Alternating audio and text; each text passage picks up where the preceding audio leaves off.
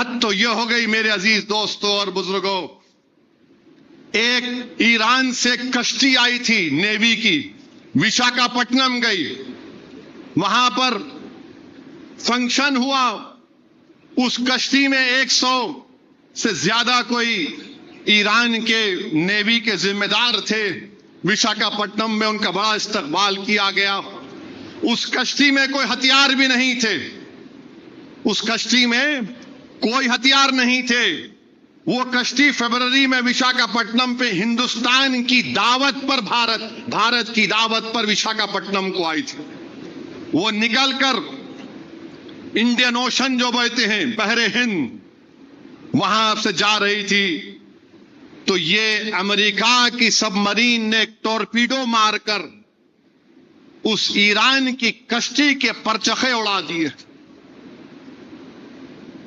वहां नहीं है, ईरान की टेरिटरी में नहीं है, इंडियन ओशन में है। सबमरीन से टॉर्पीडो मारकर श्रीलंका के करीब हैं।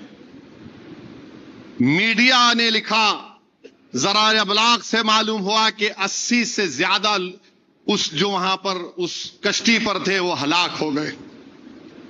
अब बताइए, मैं पूछना चाह रहा हूं जो कह रहे हैं कि 25 करोड़ को निकाल कर फेंक दो जालिमों, अगर वो चीन की कश्ती इतनी करीब आ जाती तो तुम क्या करते बताओ? वो चीन की कश्ती अगर हमारे मुल्क के करीब आ जाती, ये पागल बोलते नहीं हमारे इंडियन वाटर में नहीं थी। अरे पागल, पानी का बॉर्डर नहीं, कितना करीब आ गया दुश्मन वो देखो।